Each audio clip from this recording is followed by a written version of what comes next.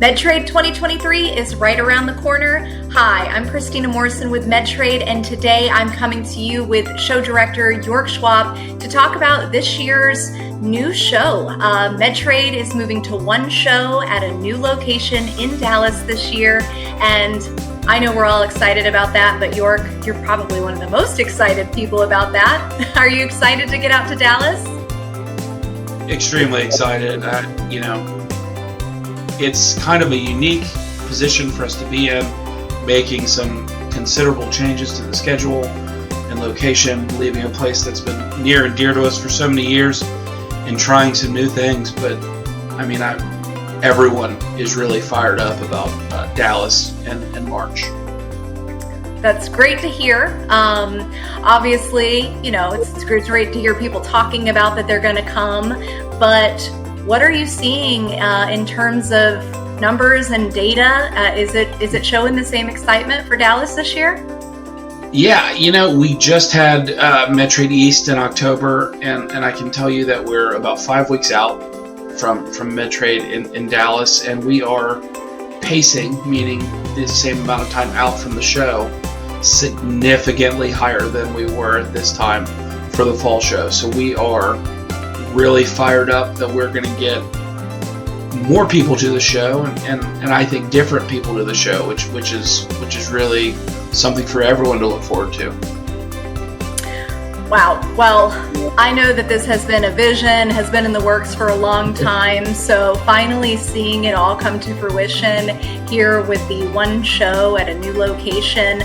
I know that attendees and exhibitors both are looking forward to the agenda, the schedule, the events.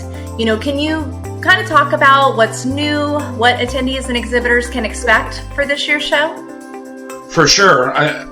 We try to change each show, tweak it. But, as far as new content for Dallas, one example is we're now offering some complex rehab CEU hours, I think 6 hours through Quantum Rehab. We have the Department of Justice is doing a session on antitrust.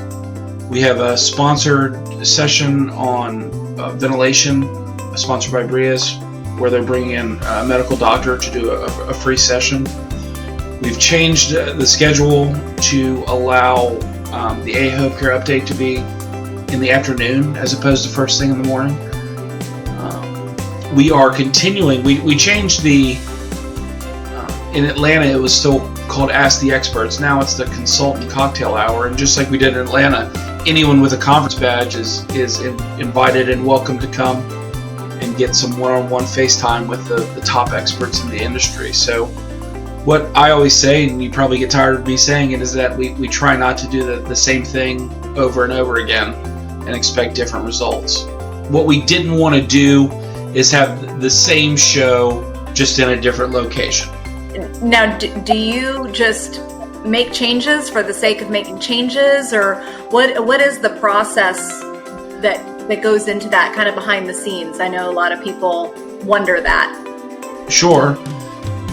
Going to one show was consistent feedback that I have heard my entire time on the brand from everyone. But for the most part, we speak with people when we're on site.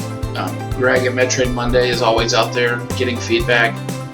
And we send out the survey at the end of the show, and we read it and analyze it, and we take the participants in the show's feedback and use that as our guiding light to make changes and tweak things and try new stuff. Well, and it seems to be working because, like you said, it's looking strong for Dallas.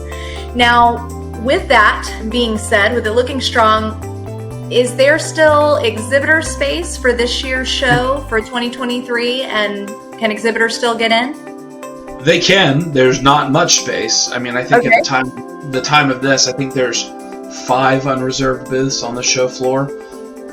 The feedback has been tremendous to the point where we've had to move the new product pavilion into the lobby because we moved the space for booth.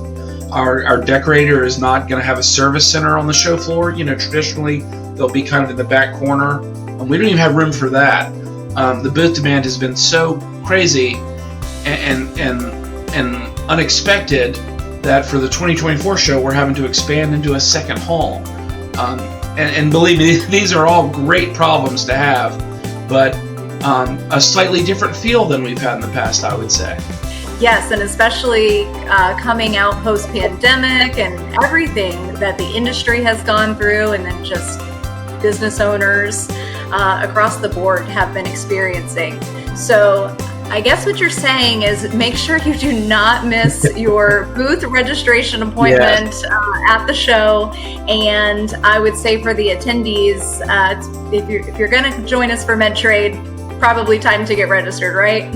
Yeah, I mean, the sooner you register, the better the rate you're going to get for the attendees. And then, as you said, for the exhibitors, yes, we've had quite a few people express to us that they wish they'd booked sooner. So we see the trend continuing for 2024. Because 2024 really is going to be the first annual Medtrade. This show this March is our first show in Dallas, and it's our first quote unquote annual show. But we just had Medtrade in October. 2024 is going to really be the first show on that 12-month cycle. So we anticipate participation, continuing to grow. Right, that a lot can happen in a year. So attending now, preparing for the year ahead, and then of course looking forward to the future for Medtrade and the HME industry as a whole. I think that is what attendees will be looking for. Absolutely. There at the show. Well, York, thank you so much for joining me today and sharing a little bit more about what attendees and exhibitors can expect. For those who are watching who still need to get registered, of course you can do that at medtrade.com, and we are looking forward to seeing you in Dallas. York, thank you so much. Have a great one, and thank you for watching.